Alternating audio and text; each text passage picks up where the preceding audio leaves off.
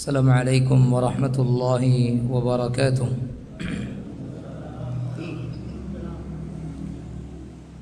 Innal hamdalillah nahmaduhu wa nasta'inuhu wa nastaghfiruh wa na'udzu billahi min shururi anfusina wa min sayyiati a'malina. Man yahdihillahu fala mudilla lahu wa man yudlil fala hadiya lahu. Asyhadu an la ilaha illallah wahdahu la syarika lah wa asyhadu anna Muhammadan abdullahi wa rasuluh sallallahu wa sallam wa baraka alaihi wa ala alihi wa sahbihi wa man sara ala nahjihi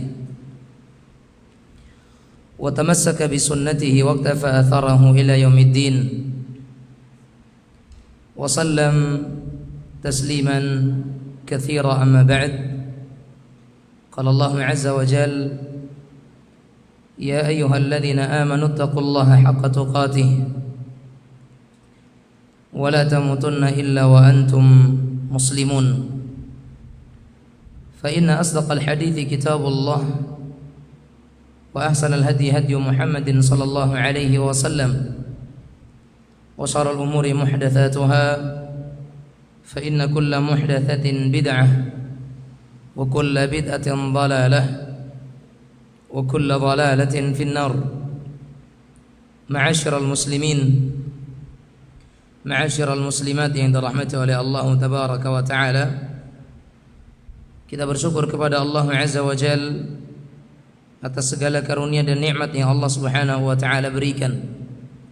Kemudian salawat dan salam kita haturkan dan kita sampaikan kepada Rasul kita yang mulia, Nabi yang kita cintai, panutan bagi setiap orang-orang yang mereka menginginkan kebahagiaan, Nabi kita Muhammad sallallahu alaihi wasallam. Semoga salawat dan salam terlimpah tercurah kepada keluarga beliau, sahabat dan sahabiat beliau, kepada mereka yang mengikuti syariat beliau sallallahu alaihi wasallam hingga hari kiamat kelak. Ma'asyiral muslimin muslimat yang dirahmati oleh Allah azza wa jalla, dan ini menjadi pertemuan yang kedua di dalam kita mempelajari kitabut tauhid alladhi huwa haqqullahi 'alal 'abid, buah karya daripada al-Imam al-Mujaddid Syekhul Islam Muhammad ibn Abdul Wahhab ibn Tamimi al-Hambali an-Najdi rahimahullahu ta'ala. Dan pada pertemuan sebelumnya kita telah menyampaikan beberapa alasan kenapa kita harus mempelajari akidah, dan kenapa kita belajar tauhid, dan kenapa kita harus memiliki akidah yang salimah, akidah yang sahihah, dengan berbagai alasan yang kita jelaskan dan kita telah sebutkan. Dan di antara yang kita sebutkan adalah karena keberadaan dai-dai yang mereka masih menyuarakan perkara-perkara syubhat masalah akidah, yang ingin mengajak manusia punya pemahaman kesamarataan antar agama. Adanya orang-orang yang masih mengajak manusia, umat muslim, yang supaya mereka itu punya pemahaman bahwa semua agama itu sama. Orang-orang liberal yang mereka ingin menyatakan bahwasanya penyembah Isa hakikatnya sama dengan penyembah Allah. Penyembah dewa-dewa atau 3 dewa yang ada di agama Hindu sama dengan orang-orang yang mereka mengibadati Allah subhanahu wa ta'ala. Bahkan sampai ada di antara umat Islam atau orang yang mengaku Islam, bahkan dia dibuyakan. Artinya dibuyakan apa? Dianggap sebagai seorang guru, bahkan dia juga dijadikan sebagai seorang dosen yang mengajar di sebuah perguruan tinggi yang ada di negara kita ini, yang dia berani menyatakan bahwa hakikatnya orang-orang yang mereka menyembah Isa, selagi mereka meyakini bahwasanya Allah itu ada, atau orang-orang yang mereka menyembah Isa dan kemudian mereka meyakini bahwasanya Allah itu adalah Tuhannya, maka mereka menyembah Isa, hakikatnya mereka menyembah Allah Azza wa Jalla. Dan ini nista. Ini adalah merupakan perbuatan yang sangat keji kepada Allah Subhanahu wa ta'ala. Karena siapapun yang disamakan dengan Allah tidak akan sama dengan Allah. Karena Allah yang telah menyatakan dirinya tidak memiliki tandingan, tidak memiliki sesuatu yang sama. Walam yakul lahu kufuwan ahad. Tidak ada yang menyamai Allah, tidak ada yang sebanding dan tandingan dengan Allah Azza wa Jalla. Yang sama aja tidak ada, bagaimana untuk menandingi Allah Subhanahu wa ta'ala? Maka akan lebih sangat mustahil sekali. Oleh karena pemahaman akidah secara umum, terutama tauhid, yang kurang di tanah air kita ini, maka pemikiran-pemikiran yang aneh, pemikiran-pemikiran yang menyimpang mudah untuk disambut oleh masyarakat. Sampai kemarin saya sebutkan adanya sebuah daerah, ketika kita sebutkan tentang tauhid, dia mengatakan enggak pernah dengar. Ketika disebutkan tentang kata-kata akidah, baru pertama kali mendengarnya. Maka ini merupakan hal yang sangat luar biasa, miris bagi kita umat Islam. Sementara kita sudah diajarkan oleh Rasulullah SAW masalah akidah dan tauhid. Dan di tanah air kita ini sampai saat ini, ya, di tanah air kita ini sampai saat ini masih senantiasa terjadi berulang-ulang. Ada yang mengaku sebagai nabi akhir zaman, dan masih juga ada yang mengikuti dan percaya. Ada yang mengaku Imam Mahdi, ada juga yang percaya. Dan bahkan dikatakan juga ada yang mengaku sebagai Nabi Isa yang turun dari langit. Itu pun juga ada yang percaya. Maka oleh karena itu jamaah sekalian rahimanillah wa iyyakum, hal ini seluruhnya semakin menekankan bahwa permasalahan akidah dan tauhid di negara kita ini sangat menjadi perkara yang urgent untuk kita bahas, penting untuk kita pelajari, sangat perlu untuk didalami. Karena kepercayaan, keyakinan yang masih salah di tengah-tengah masyarakat masih banyak sekali diyakini oleh orang-orang di zaman kita sekarang. Sebagaimana hakikatnya tauhid itu terkadang disalahpahami oleh sebagian orang. Bukan sekedar mengenal bahwasanya Allah itu pencipta alam semesta ini, bukan sekedar mengenal tentang bukti-bukti rasional tentang keberadaan Allah Azza wa Jalla, wahdaniyahnya Allah atau keesaan Allah Subhanahu wa ta'ala, bukan tentang nama-nama dan sifat-sifatnya Allah Subhanahu wa ta'ala. Tapi inti daripada tauhid adalah memurnikan apa yang menjadi hak Allah hanya untuk Allah Azza wa Jalla. Itu inti tauhid. Kalau tauhid sekedar dikatakan meyakini Allah pencipta, orang-orang musyrikin mereka juga meyakini bahwasanya Allah yang menciptakan mereka. Kalau sekedar meyakini Allah punya nama-nama dan sifat-sifat yang baik, banyak di antara orang-orang mu'attilin yang mereka juga meyakini Allah punya nama-nama dan sifat-sifat. Kalau sekiranya sekedar meyakini bahwasanya Allah itu satu esa dalam hal penciptaan, atau Allah Azza wa Jalla itu punya wujud, maka banyak orang-orang yang kafir di masyarakat jahiliyah kuno yang mereka juga meyakini hal demikian. Tapi inti dakwah tauhid adalah mengembalikan ibadah hanya untuk Allah Azza wa Jalla. Dan itu juga yang menjadi inti sebab pertentangan antara seorang nabi dan umatnya, ya atau tidak?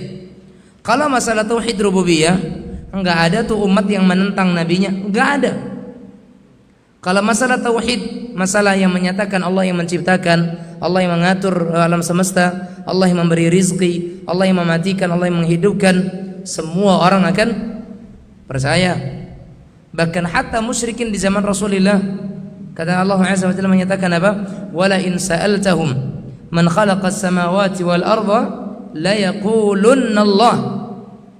Kalau sekiranya engkau tanyakan kepada mereka, siapa yang meyakini, siapa yang menciptakan langit dan bumi, maka mereka akan mengatakan Allah Subhanahu wa ta'ala. Tapi kalau ketika dikatakan malakum min ilahin ghairuh, tidak ada sesembahan yang berhak disembah kecuali Allah Subhanahu wa ta'ala, apa kata mereka? Aja'alal alihata ilahan wahida inna hadha la syai'un ujab.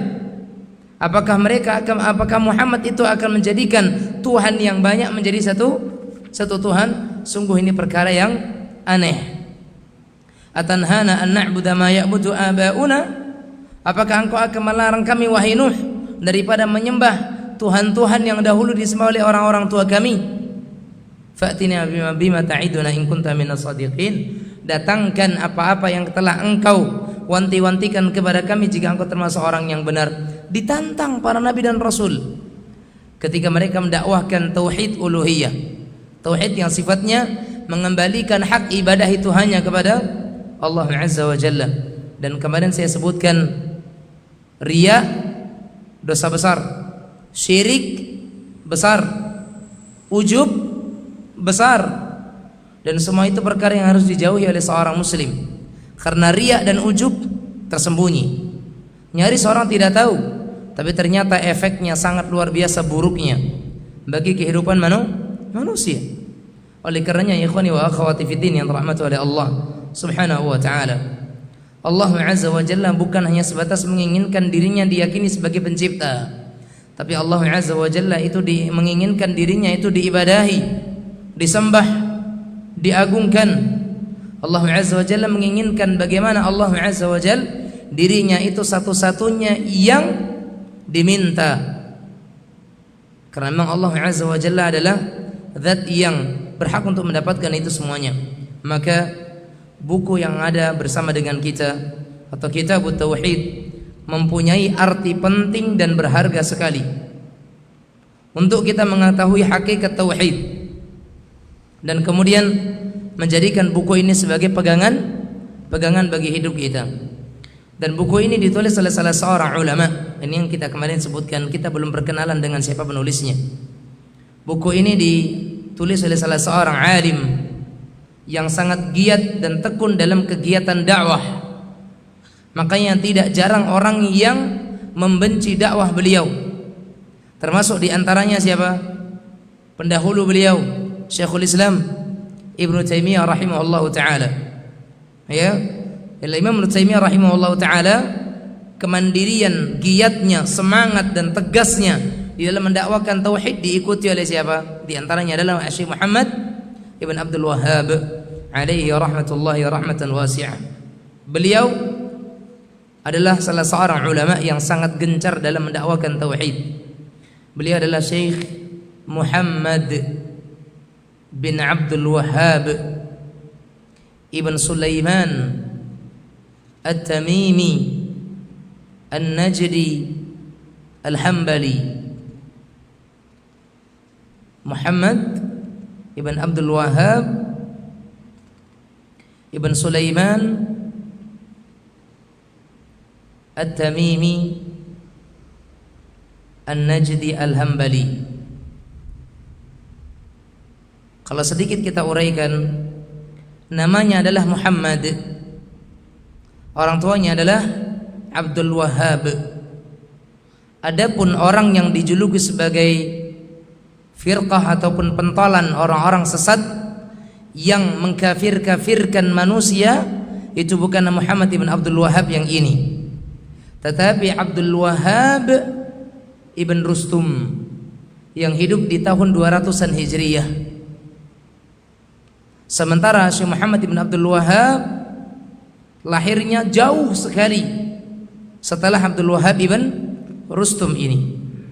Dia Abdul Wahhab ibn Rustum hidup di abad kedua, sementara Syekh Muhammad ibn Abdul Wahhab jauh setelah itu.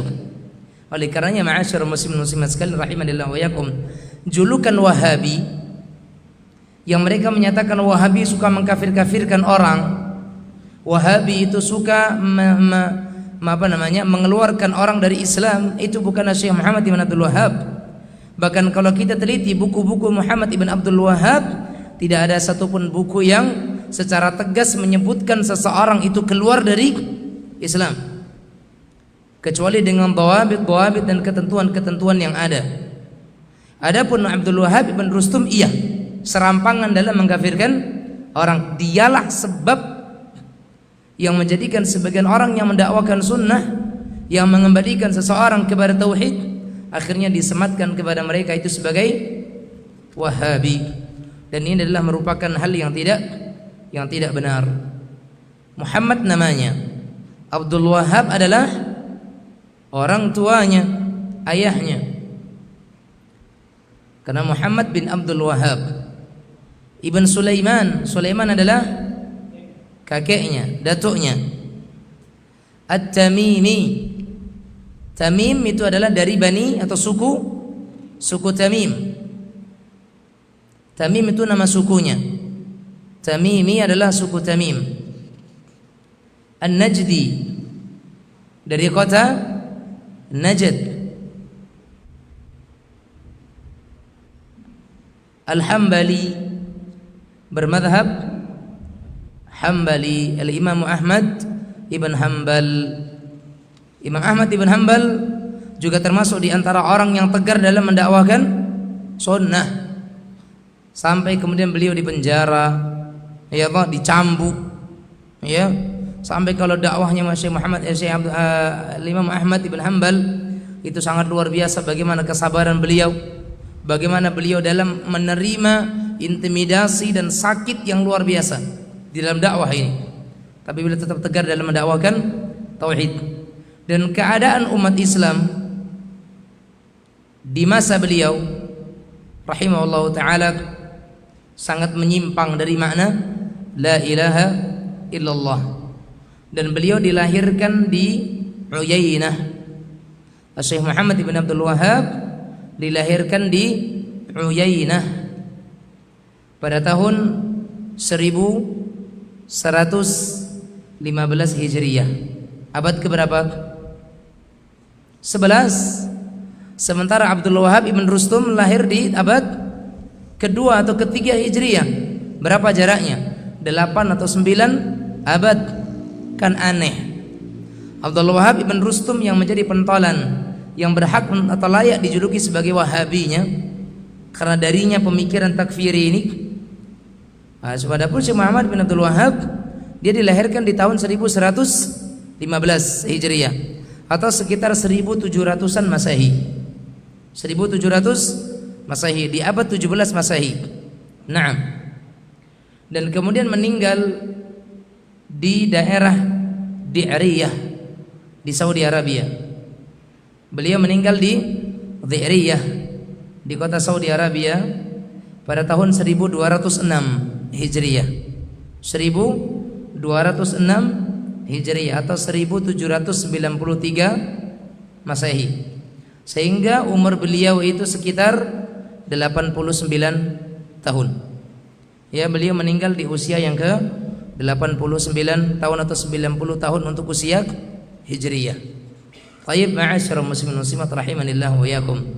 Melihat bagaimana keadaan umat Islam di zamannya yang begitu sangat jauh daripada tauhid dan juga sangat banyak penyimpangan akidah, maka mendorong Syekh Muhammad bin Abdul Wahhab beserta para murid-muridnya untuk melancarkan dakwah tauhid, ya, untuk melancarkan dakwah tauhid, dakwah Islamiyah, guna untuk mengingatkan umat Islam kepada apa?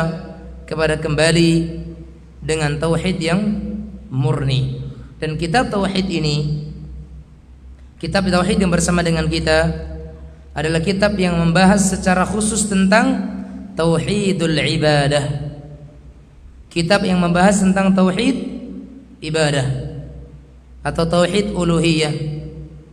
Dan Syekh Muhammad bin Abdul Wahhab menyinggung sedikit tentang masalah asma dan sifat, juga sedikit menyinggung tentang rububiyah. Tapi tujuan utama dari kitab tauhid ini adalah bagaimana menyinggung masalah tauhid ibadah, memurnikan ibadah semata-mata untuk Allah Azza wa Jalla. Dan para ulama menyebutkan beberapa keutamaan daripada kitab tauhid ini. Ya, di antara keutamaan kitab tauhid ini, sebenarnya aslinya kitab tauhid ini hanya buku kecil, buku saku kecil. Namun penjelasan ulama sangat-sangat banyak. Ya, Al-Ustaz Firanda hafizahullah taala, beliau mensyarah, menjelaskan kitab tauhid yang sangat ramping, kecil, dalam buku beliau sebanyak 3 jilid. Dan satu jilidnya rata-rata sampai di halaman yang ke-500-an. Rata-rata. Kecuali di jilid yang ketiga 300-an. Berarti sekitar berapa? 1300 atau 1400-an halaman. Hanya berasal dari buku kecil. Tapi karena muatan yang sangat-sangat luar biasa dari kitab tersebut. Dan kitab ini ringkas dan padat, berisi dengan Al-Quran dan hadis-hadis yang diikuti oleh perkataan para salaf rahimahumullah. Oleh karenanya para ulama menyatakan bahwa metode Syekhul Islam Muhammad ibn Abdul Wahhab sama seperti metodenya siapa? Al-Imam Al-Bukhari rahimahullah di dalam kitab sahihnya. Beliau menyebutkan perjudul bab. Ya, Syekhul Islam Muhammad ibn Abdul Wahhab menyebutkan di setiap babnya, kemudian menyebutkan dalilnya. Setelah itu di dalilnya disebutkan Al-Quran dan sunnahnya. Setelah itu kemudian beliau menyebutkan faedah-faedahnya. Ya, disebutkan ayat, hadis, kemudian faedah. Kayak gitu aja. Misalkan babut tauhid atau kitabut tauhid, kitab tentang tauhid. Ayatnya ada berapa, hadisnya berapa, faedahnya. Enggak panjang-panjang kalau dari beliaunya, cuman menyebutkan ayat, kemudian menyebutkan hadis, faedah. Ayat, hadis, perkataan ulama, faedah. Dah seperti itu saja. Cuman penjelasannya sangat luar biasa di kalangan para ulama. Kemudian kitab ini juga menjelaskan secara detail tentang permasalahan-permasalahan tauhid uluhiyah atau tauhid ibadah dan macam-macam kesyirikan, baik syirik kecil ataupun syirik besar. Dan itu adalah inti daripada dakwah beliau sallallahu rahimahullahu taala. Ya, inti daripada dakwah beliau rahimahullahu taala. Sehingga Syekh Muhammad bin Abdul Wahhab beliau menulis kitab-kitab berdasarkan kebutuhan masyarakat di zamannya. Dan ini pula yang bisa ditiru oleh para penuntut ilmu dan para peneliti ataupun para penulis. Di saat mereka ingin menulis, maka yang ditulis itu adalah apa yang dibutuhkan oleh umat ketika itu. Ketika umat lalai dari suatu hal, maka tulis tentang perkara tersebut. Ketika misal nih, banyak anak-anak yang durhaka kepada orang tuanya, perlu untuk ditulis tentang masalah-masalah kedurhakaan kepada orang tua. Ketika manusia mulai lalai dari masalah riba, maka tulis tulisan tentang masalah riba. Ketika masyarakat mereka mulai lupa tentang masalah hak-hak tetangga, maka bisa seorang membuat tulisan yang masalah berkaitan dengan tetangga. Begitu pula Syekh Muhammad bin Abdul Wahhab, ketika keadaan masyarakatnya sedang melupakan tauhid, beliau tulis masalah tauhid. Ketika mereka mulai melakukan pembatal-pembatal keislaman, maka beliau menulis tentang nawaqidul Islam. Ketika para manusia mereka sudah melupakan kewajiban-kewajiban mereka tentang Islam, maka beliau menulis tentang risalah wajibuna nahnu ya fil Islam atau bima amara Allah bihi. Kewajiban kita kepada Islam dan kepada apa yang Allah perintahkan dan seterusnya. Naam. Dan kemudian kitab ini adalah kitab yang bisa menjelaskan dengan tepat siapa hakikat daripada Syekh Muhammad ibn Abdul Wahhab yang dituduh sebagai pendiri dakwah Wahabiyah, ya, sebagai pendiri dakwah Wahabiyah. Dan kitab ini menjelaskan apa itu hakikat Wahabi, karena banyak orang yang menuduh dakwah Wahabi adalah tuduhan yang tidak sementara, dan mereka tidak pernah membaca kitab-kitab Syekh Muhammad ibn Abdul Wahhab, sehingga mereka menyematkan sebutan tersebut kepada beliau rahimahullahu ta'ala. Naam. Ini muqaddimah kita di dalam masalah ini. Baik. Kita mulai membaca Kitabut Tauhid. Ya. Kita mulai membaca Kitabut Tauhid. Baik, kaum muslimin muslimat sekalian yang dirahmati oleh Allah Azza wa Jalla. Beliau rahimahullah ta'ala menyatakan di dalam babnya Kitabut Tauhid. Kitabut Tauhid itu judul bab pertama. Kitabut Tauhid, yaitu tentang kitab Kitabut Tauhid. Ini judul yang pertama. Judul yang pertama Kitabut Tauhid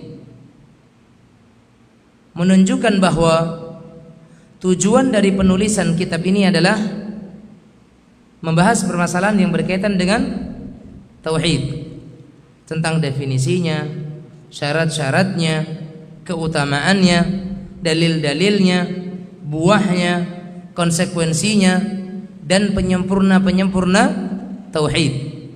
Demikian juga menjelaskan tentang yang menjadi lawan-lawan dari tauhid. Naam. Apa makna tauhid secara bahasa? Kalau istilah kemarin sudah saya sebutkan. Secara bahasa apa artinya? Dari kata-kata wahhada yuwahhidu. Wahhada yuwahhidu ay ja'alahu wahidan. Ya, ja'alahu wahidan atau wahidan. Wahhada yuwahhidu tauhidan fahuwa muwahhidun wa dzaka muwahhadun wahid, dan seterusnya. Kaum muslimin muslimat rahimanillah wa iyyakum, kata-kata wahhada yuwahhidu secara bahasa artinya adalah menjadikan satu, mengesakan,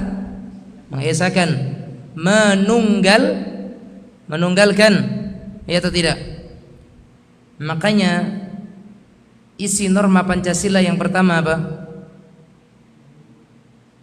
Tauhid atau tidak? Tauhid atau tidak? Iya. Pencetus Pancasila siapa? Muslimkah kafir? Muslimkah kafir? Muslim. Dan kenapa ketuhanan yang Maha Esa? Karena para pejuang-pejuang terdahulu mereka juga mengetahui besarnya nilai tauhid. Makanya tentang keesaan Tuhan harus dibahas, harus dijadikan sebagai landasan. Ya, ketuhanan yang Maha Esa. Esa di sini apa? Di tauhid.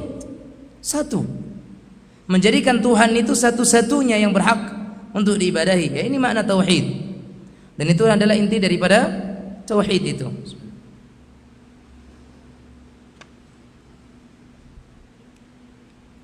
Naam, adapun istilah kemarin kita katakan bahwa tauhid itu adalah ifradullahi fil ibadah,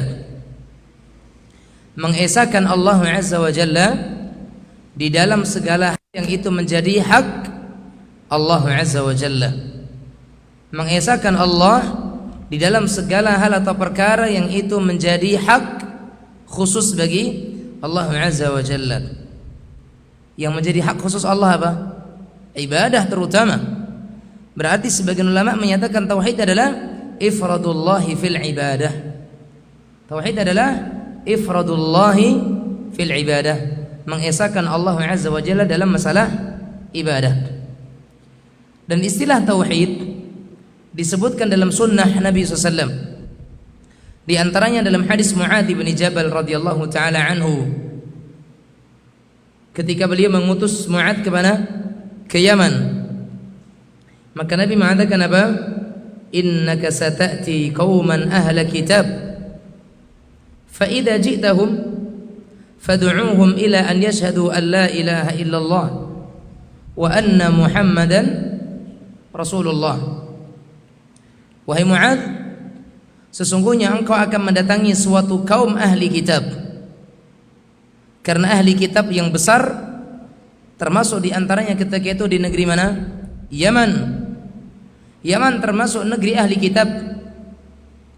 Karena orang yang hendak menghancurkan Ka'bah sebelum lahirnya Muhammad SAW siapa? Abrahah. Dari negeri mana? Yaman. Abrahah dari Yaman. Ya. Dan kisahnya ketika Abraha itu hendak, atau sebab kenapa Abraha itu hendak menghancurkan Ka'bah, karena ketika itu Abraha iri. Abraha iri. Kenapa irinya? karena ke Mekah setiap tahun orang manusia dari segala penjuru dunia berbondong-bondong mendatangi mereka, sehingga mereka iri. Kenapa harus Mekah? Kenapa tidak Yaman? Ya toh? Akhirnya mereka membuat tipu daya bagaimana ingin melarikan orang-orang yang dahulunya mereka itu berkunjung ke Mekah, mereka ingin melarikan manusia berkunjung ke Yaman. Kisahnya nanti kita sebutkan setelah adzan, dan kita dengarkan adzan terlebih dahulu. Wassallallahu wasallam ala nabiyina Muhammad wa ala alihi wa sahbihi wasallam. Nah.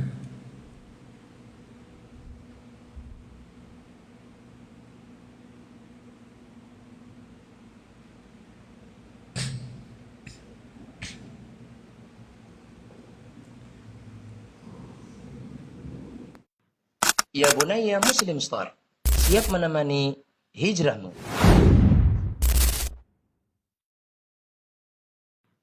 Ya bunayya Muslim Star, siap menemani hijrahmu.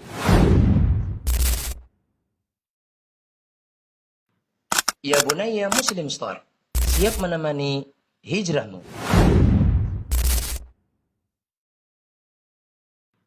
Ya bunayya Muslim Star, siap menemani hijrahmu.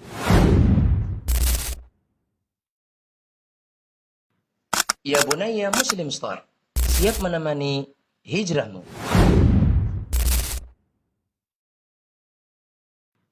Ya bunayya Muslim Star, siap menemani hijrahmu.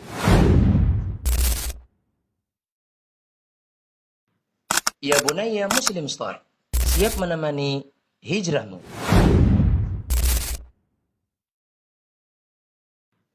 Ya bunayya Muslim Star, siap menemani hijrahmu.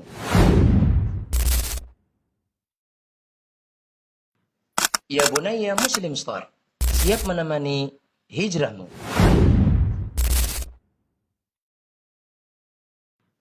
Ya bunayya Muslim Star, siap menemani hijrahmu.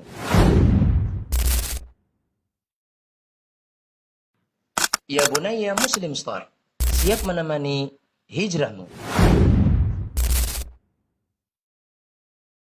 Ibnu Qayyim rahimahullah, beliau pernah menyatakan apa? Idha'atul waqti ashaddu minal maut. Menyia-nyiakan waktu itu lebih berbahaya daripada kematian. Kenapa? Idha'atul waqt taqta'uka 'anillahi wad daril akhirah. Seseorang ketika dia itu menyia-nyiakan waktunya, maka itu akan memutus antara dia dengan Allah dan antara dia dengan kehidupan akhiratnya.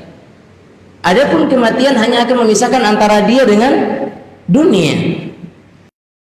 Orang yang mereka menunggu selesai daripada melakukan satu salat, menunggu kepada waktu salat yang berikutnya, maka ini adalah merupakan salah satu jalan dan sebab kita mendapatkan doa para malaikat-malaikat Allah. Man sami'a min amirihi syai'an, siapa yang mendengar keburukan tentang pemimpinnya, ya, hendaknya dia tahan di sana.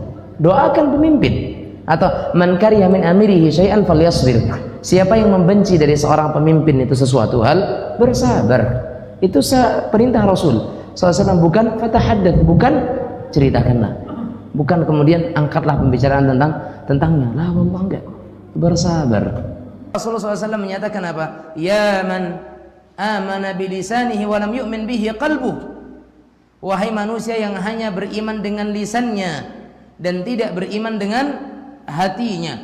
Kenapa? Adanya orang-orang yang hatinya itu masih kufur, tapi lisannya mengatakan dirinya beriman. Seperti orang-orang munafikin, orang-orang munafik yang menyembunyikan kekufuran, menampakkan keimanan. Simak kajiannya sesaat lagi.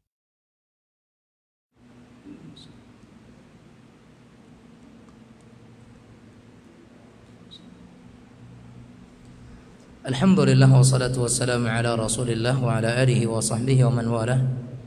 Wala hawla wala quwata illa billahi, amma ba'd. Ma'asyiral muslimin, ma'asyiral muslimat. Kita katakan tadi bahwa ahli kitab dahulunya besarnya itu di negeri Yaman. Dan sebagaimana dulu Abrahah ketika itu ingin mengalihkan perhatian orang yang awalnya ke Mekah dalam haji, ingin dipindahkan ke Yaman, Makanya Abraha itu membuat bangunan gereja yang tinggi, megah. Setelah selesai, dia ingin mengalihkan perhatian orang dari Mekah ke Yaman. Namun hal itu niat busuknya didengar oleh salah seorang pemuda Mekah. Kemudian pemuda ini dia memberanikan diri untuk datang ke Yaman. Sampai di gereja tersebut, dia ngapain? Buang kotoran. Dia buang kotoran dan kotorannya dia ratakan atau dia tempel-tempelkan, dia oleskan di dinding gereja tersebut. Maka murkalah Abraha ketika itu, dan kemudian akhirnya dia membawa bala tentara dengan pasukan bergajahnya untuk menyerang dan menaklukkan Ka'bah. Ya, ini menaklukkan Ka'bah atau kota Mekah ketika itu. Ya, maka kaum muslimin muslimat yang dirahmati oleh Allah Subhanahu wa taala, dikatakan oleh Rasulullah SAW, "Falyakun awwal ma tad'uuhum ilaihi ibadatullah." Maka yang menjadi dakwahmu yang pertama kali sampainya engkau negeri Yaman adalah masalah ibadah kepada Allah. Dalam riwayat yang lain, "Falyakun awwal ma tad'uuhum ila an yuwahhidullah." Hendaknya yang pertama kali engkau ajak mereka setelah engkau sampai ke Yaman adalah mereka mentauhidkan Allah Azza wa Jalla. Dalam riwayat yang lain dikatakan, "Falyakun awwala ma tad'uuhum ilaihi tauhidullah." Mentauhidkan Allah Subhanahu wa ta'ala. Lihat dalam sebuah hadis juga, Nabi kita yang mulia alaihi salatu wasallam menyatakan, "Anna rajulan lam ya'mal min al-khairi syai'an qattun illa at-tauhid. Falamma hadarathu al-wafah, qala li ahlihi, idza ana mittu fakhuduni wahruquni hatta tad'uni humamatan thumma idhanuni thumma druni fil bahri fi yawmin rahin." Kata orang ini, sesungguhnya ada seorang laki, kata Nabi kita yang mulia SAW, ada seorang laki-laki yang tidak mengamalkan kebaikan sedikit pun kecuali apa? Tauhid. Maka tatkala dia itu wafat, meninggal dunia, maka orang ini mengatakan kepada keluarganya, "Jika aku wafat, maka ambillah jasadku, lalu bakarlah hingga aku menjadi abu. Setelah itu girislah aku menjadi debu, dan kemudian tebarkanlah aku di lautan di hari di mana di hari tersebut angin bertiup kencang." Ini orang tersebut mengatakan demikian. Maka mereka pun melakukannya. Tiba-tiba ia berada di genggaman Allah Azza wa Jal. Ya, fa idza huwa fi qabdatillah. Tiba-tiba atau fa idza huwa fi qabdatillah. Maka tiba-tiba orang tersebut berada di genggaman Allah Azza wa Jal. Dia mengatakan, faqala Allah Azza wa Jalla lahu. Maka kemudian Allah Azza wa Jalla berkata kepada laki-laki tersebut, "Ma hamalaka ala ma sana'ta?" Apa yang engkau lakukan atau apa yang telah engkau lakukan, apa yang mendasarimu melakukan hal tersebut? Maka laki-laki ini mengatakan apa? "Makhafatuk," karena aku takut kepadamu. Maka kata Rasulullah SAW, "Faghafarallahu lah." Maka Allah mengampuni laki-laki tersebut. Dia belum sempat beramal apapun itu, kecuali dia beriman kepada Allah Azza wa Jalla. Dan setelah itu dia wafat, dan di wafatnya dia beriman kepada Allah Azza wa Jalla. Dan karena takutnya dia kepada Allah dan khawatirnya dia dengan dosa-dosanya, dia berkeinginan dengan demikian.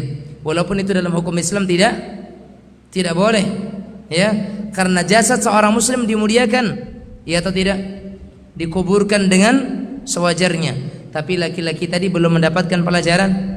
Dia hanya mendapatkan tentang bagaimana takutnya dia kepada Allah Azza wa Jalla. Maka karena saking takutnya dia, maka dia meminta hal demikian. Maka Allah Azza wa Jalla pun ampuni kesalahannya. Dalam riwayat yang lain dikatakan, "Anna al-'Asa ibn Wa'il nadhara fil jahiliyati an yanhara 100 badanah, wa anna Hisham ibn al-'As nahara hissatahu 50 badanah, wa anna Amran sa'ala an-nabiy sallallahu alaihi wasallam an dhalik faqal amma abuk falau kana aqarra bit-tauhid fasumta wa tasaddaqta anhu nafa'ahu dhalik. Lihat di sini bahwasanya Al-As ibn Wa'il pada masa jahiliyahnya dulu dia bernadar untuk menyembelih 100 unta, dan putranya yang bernama Hisham ibn Al-As menyembelih bagiannya 50 unta. Maka Amr ibn Al-As radhiyallahu taala anhu bertanya kepada Rasulullah sallallahu alaihi wasallam, karena Al-As ibn Wa'il punya beberapa anak. Di antara anaknya siapa? Hisham ibn Al-As. Dan di antara anaknya lagi siapa? Amr ibn Al-As. Nah, anaknya yang satu Hisham menyembelih 50 unta. Untuk siapa? Ayahnya Al-As ibn Wa'il, karena dulu sempat bernadar untuk menyembelih 100 unta di masa jahiliyahnya. Kemudian Amr ibn Al-As bertanya kepada Rasulullah, ya Rasulullah, apakah boleh aku menyembelih 50 unta lagi agar menggenapkan 100 unta yang dinadarkan oleh ayahku? Apa kata Rasulullah SAW? Adapun ayahmu, yaitu Al-As ibn Wa'il, kalau sekiranya dia dulu bernadar untuk menyembelih 100 ekor unta tadi dengan tauhid, kemudian engkau berpuasa dan bersedekah atas namanya, maka itu akan bermanfaat untuknya. Ingat, walaupun nadarnya di masa jahiliyah, tapi kalau ayahmu dulu nadarnya itu berdasarkan tauhid, mengikuti ajarannya Isa alaihissalam, maka itu akan bermanfaat untuknya, karena bukan tentang ajaran siapanya, tapi tentang tauhidnya. Walaupun dia pengikut Isa alaihissalam sebelum datangnya risalah Muhammad SAW, dan kemudian dia min ahli tauhid, maka itu akan bermanfaat bagi dia. Demikian juga para sahabat, mereka juga menggunakan istilah tauhid sebagaimana datang dalam beberapa riwayat atau dalam beberapa athar mereka. Di antaranya Jabir ibn Abdullah radhiyallahu taala anhu, beliau menyatakan apa? Fa ahalla bit tauhid labbaik Allahumma labbaik labbaik la syarika laka labbaik innal hamda wan ni'mata laka wal mulka la syarika lak. Bahwasanya Jabir bin Abdullah radhiyallahu taala anhu, beliau menyatakan maka Nabi pun bertalbiyah dengan tauhid. Jabir bin Abdullah menamakan talbiyah itu dengan apa? Tauhid. Karena talbiyah maknanya apa? Labbaika, ya, labbaika, aku penuhi panggilanmu. Allahumma, ya Allah, labbaik, aku penuhi sepanggilanmu. Labbaika la syarika laka labbaik. La syarika lak di sini apa? La syarika lak di sini kalimat apa? Tauhid.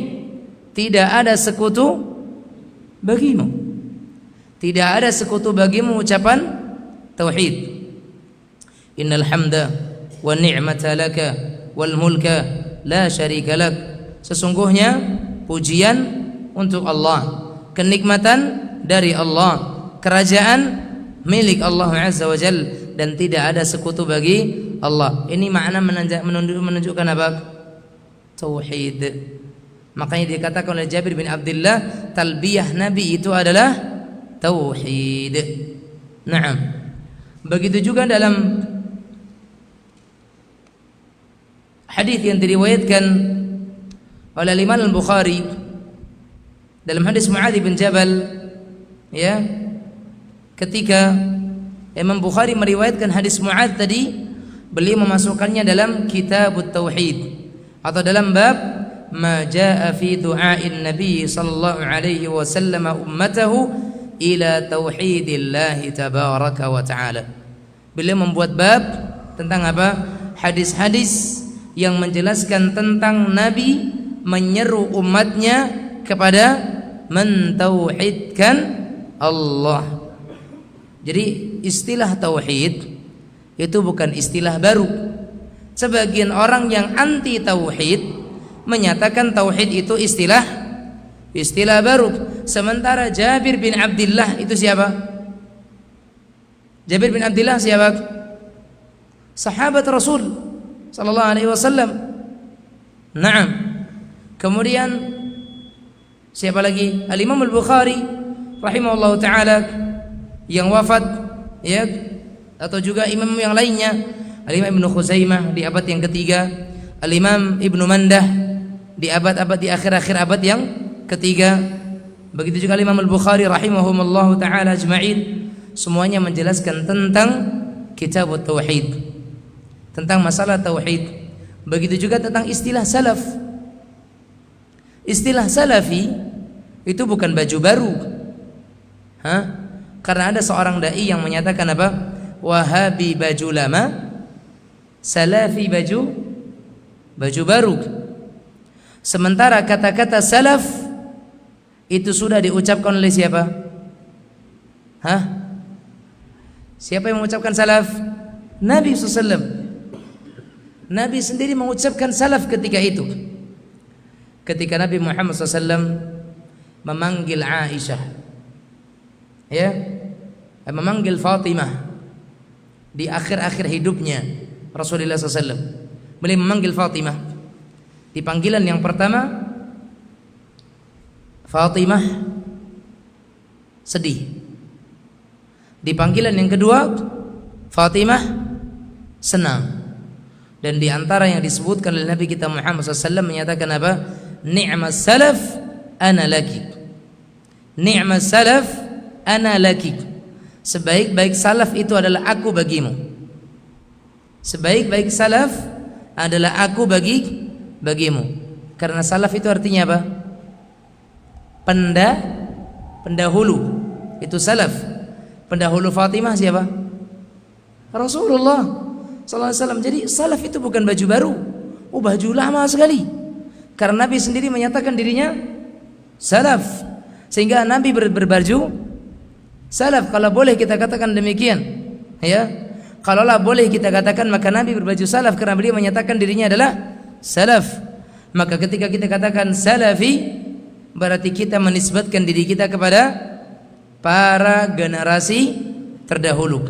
Termasuk di antara menyatakan dirinya salaf adalah Rasulullah SAW. Tidakkah kita bangga kita menisbatkan diri kita kepada Nabi Muhammad SAW? Tentunya kita bangga. Ana salafi. Saya adalah seorang salafi. Ya kan? Sebagaimana Ibnu Mandakar, ya, sebagaimana juga ulama yang lain ketika ditanya, "Ma manhajuka?" Apa manhajmu wahai syekh? Ana salafi. Ana salafi. Dengan pedenya dia menyatakan ana salaf.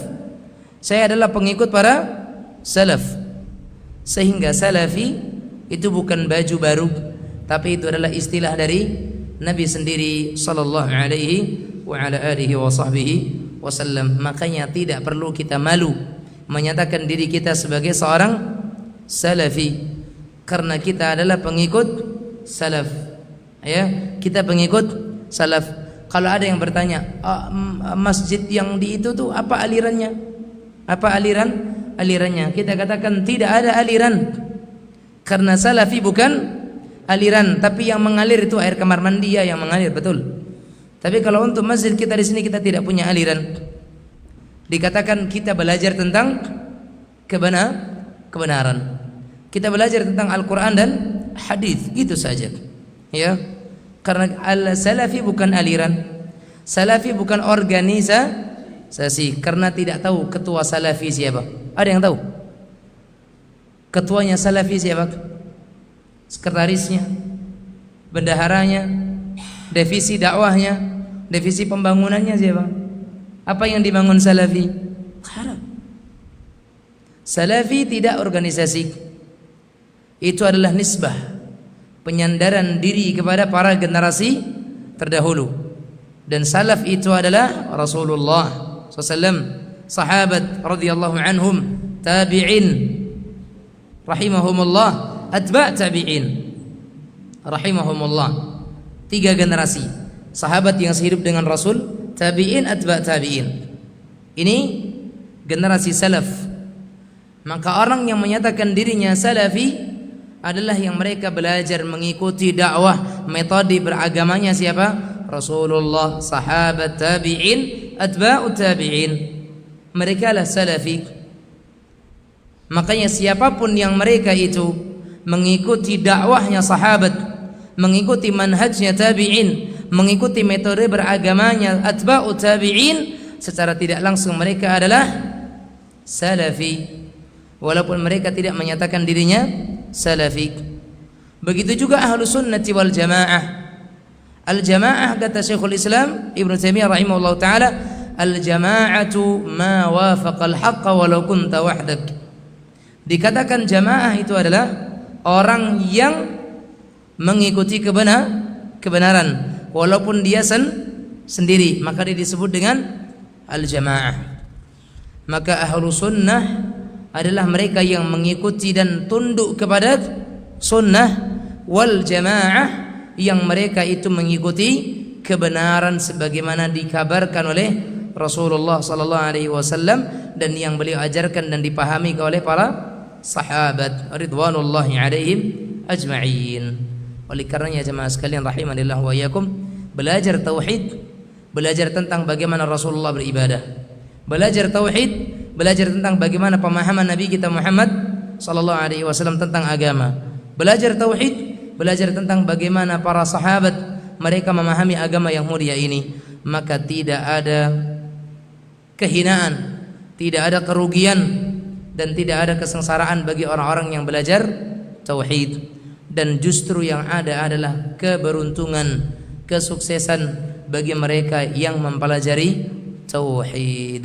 Semoga Allah Subhanahu wa taala menyatukan kita di atas kalimat tauhid la ilaha illallah, dan semoga Allah Azza wa Jalla juga kumpulkan kita di surga bersama dengan ahlu tauhid, orang-orang yang mereka memurnikan ibadah mereka hanya untuk Allah Azza wa Jalla, minan nabiyyin wasiddiqin wasyuhada wasalihin, dari golongan para nabi, para orang-orang yang jujur keimanan mereka, para syuhada dan orang-orang yang saleh, dan mereka itu adalah sebaik-baik orang yang dijadikan sebagai teman.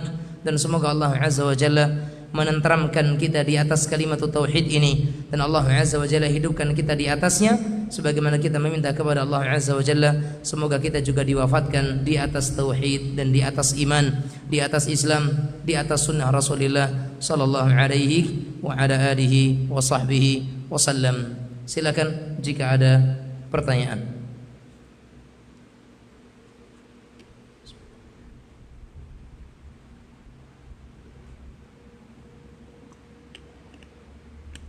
Nah, sepi ya.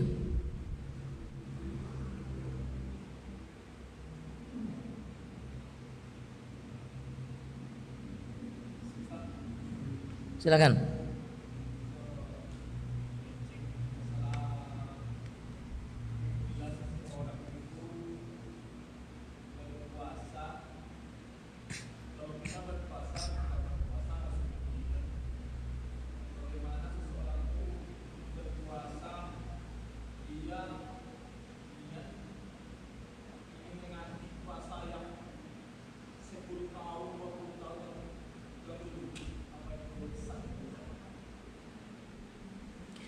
Bagaimana orang-orang yang mereka meninggalkan puasa di masa-masa yang telah silam? Ya, apakah diganti ataukah seperti apa? Jawabannya jemaah sekalian rahimanillah wa iyyakum. Allah Azza wa Jalla menyatakan qada puasa itu untuk siapa? Qada puasa untuk siapa? Qada puasa untuk siapa? Orang yang meninggalkan puasa karena sebab uzur, itu qada puasa. Qada puasa itu bagi mereka yang meninggalkan puasa karena ada sebab uzur. Karena ayatnya menyatakan apa? Faman kana maridan aw ala safarin fa'iddatun min ayyamin ukhar. Maka siapa yang di antara kalian itu sakit, atau ada safar, atau dalam safar perjalanan, fa'iddatum min ayyamin ukhar, maka dia mengganti di masa yang lain. Safar udzur atau bukan? Udzur. Sakit udzur atau bukan? Udzur. Meninggalkan dengan sengaja udzur atau bukan? Meninggalkan puasa dengan sengaja udzur atau bukan? Berarti dia adalah dosa. Itu adalah dosa. Tayyib. Ketika itu dosa, diqadha atau dengan yang lain? Ketika itu dosa, diqadha atau dengan taubat? Taubat. Sehingga puasa-puasa yang ditinggalkan bukan karena udzur, tapi karena kelalaian, karena kesengajaan, karena ketidakpeduliannya dengan syariat Islam, maka bukan dengan diqadha, tapi dengan dia bertaubat kepada Allah. Dan jangan dipahami kalau itu senang Ustaz. Bukan masalah senangnya, konsekuensi akhiratnya yang berat. Kalau Anda meninggalkan puasa, kemudian Anda tidak bertaubat dengan sebenar-benarnya taubat, sekedar Anda mengatakan, "Ya udah kalau begitu saya milih taubat saja." Terus Anda tidak bertaubat dengan sebenar-benarnya taubat, maka Anda tetap memikul dosa meninggalkan puasa. Berat. Adapun orang yang mereka uzur, mereka tetap wajib mengqadha. Ketika dia sudah diqadha, udah selesai urusannya.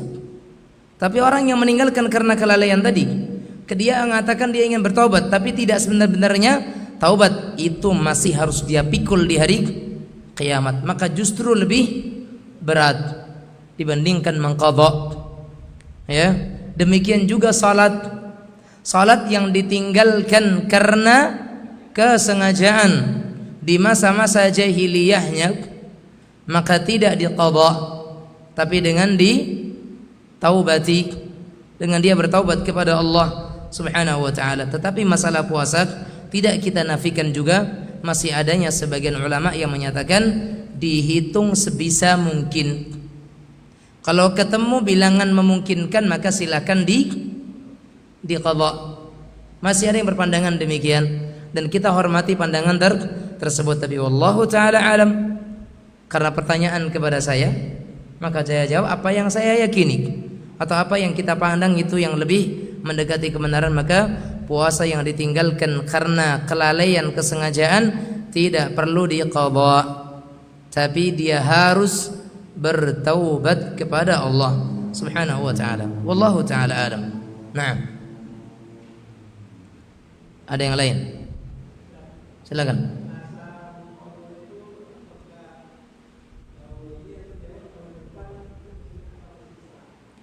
Mengqadha puasa, para ulama mensyaratkan sebelum datangnya Ramadan tahun depan.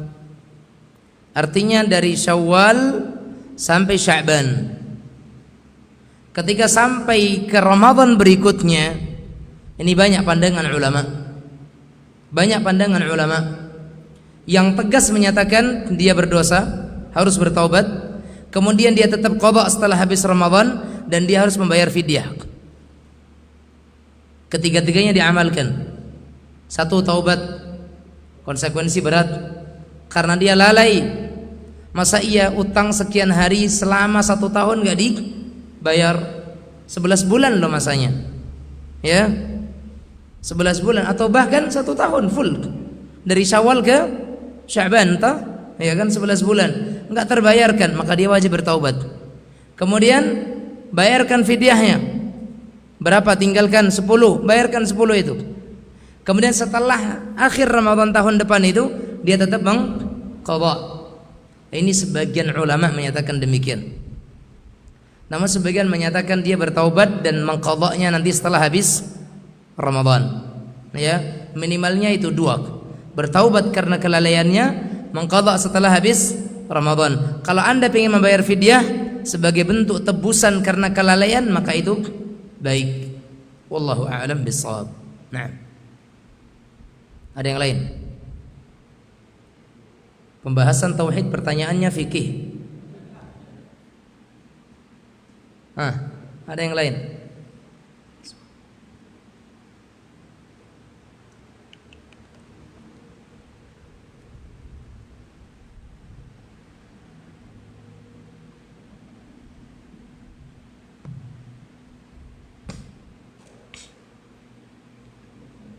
Izin bertanya, silakan.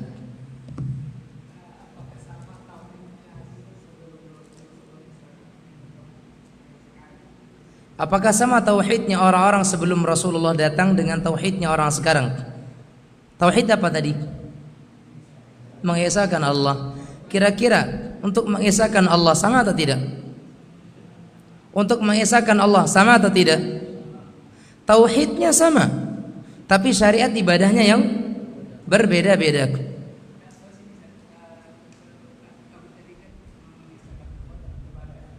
Nah,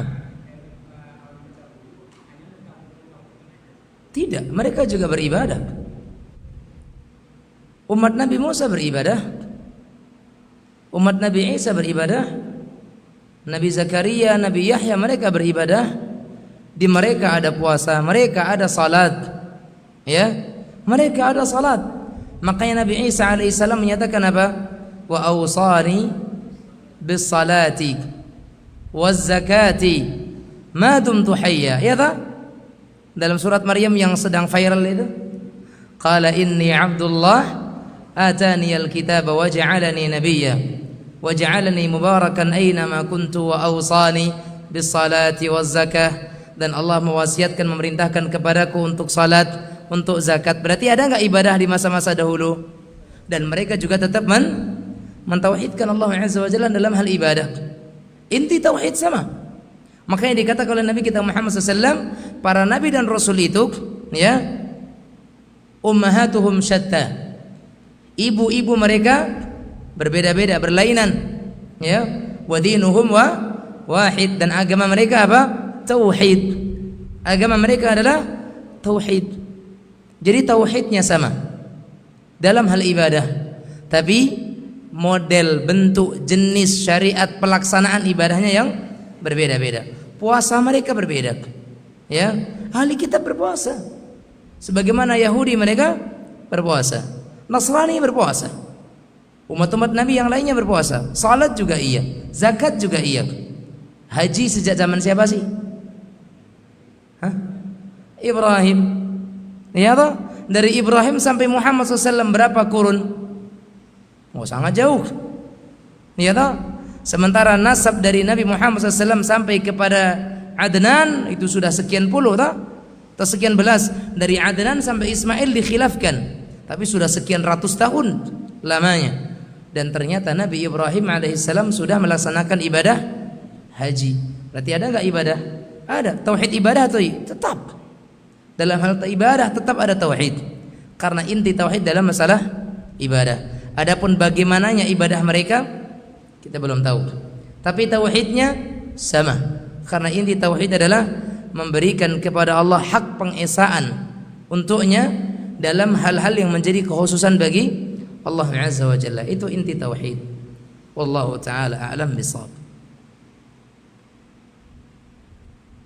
Assalamualaikum Ustaz, izin bertanya, jika suami berkurban, apakah istri juga mendapatkan pahala kurban Ustaz? Tayyib. Nah, ini pertanyaan masuk nih. Artinya momennya.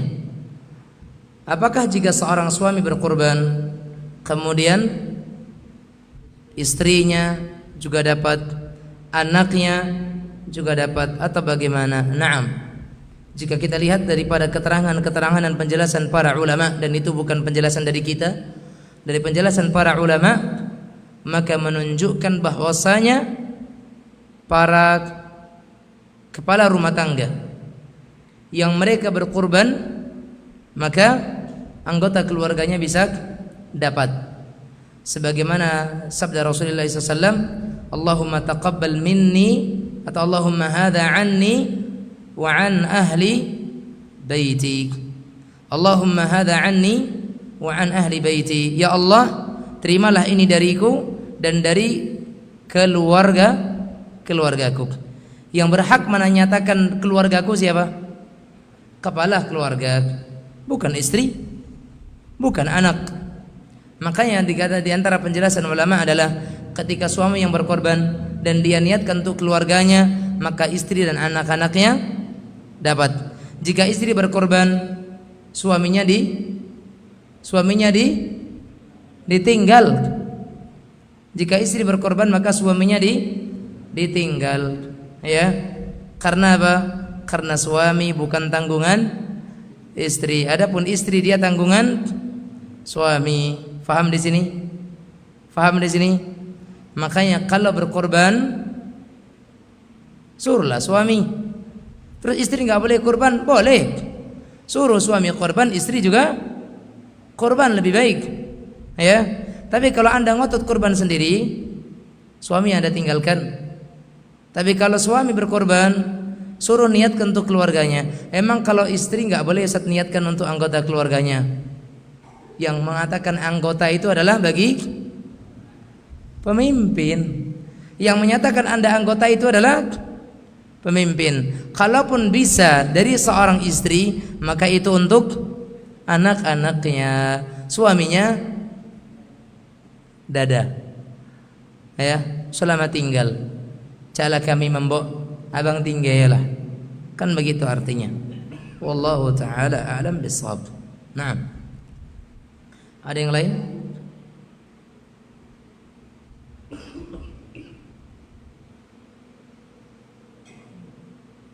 Cukup. Naam jamaah sekalian yang dirahmati oleh Allah Subhanahu wa taala. Mudah-mudahan apa yang kita sampaikan bermanfaat dan insyaallah taala Senin di pekan depan kita lanjut pelajaran bekal salat ya, pembahasan fikih insyaallah taala berkaitan dengan masalah salat, dan jangan lupa juga catatannya dan bukunya kalau yang punya. Dan semoga Allah Azza wa Jalla menyertakan kepada kita rahmatnya, keberkahannya dan ridhanya, serta semoga Allah Azza wa Jalla memberikan kepada kita keikhlasan di setiap amal-amal kita. Hadza wa sallallahu wa sallam ala nabiyyina Muhammadin wa ala alihi wa sahbihi wa sallam. Walhamdulillahi rabbil alamin. Wabillahi taufiq. Wassalamu alaikum warahmatullahi wabarakatuh.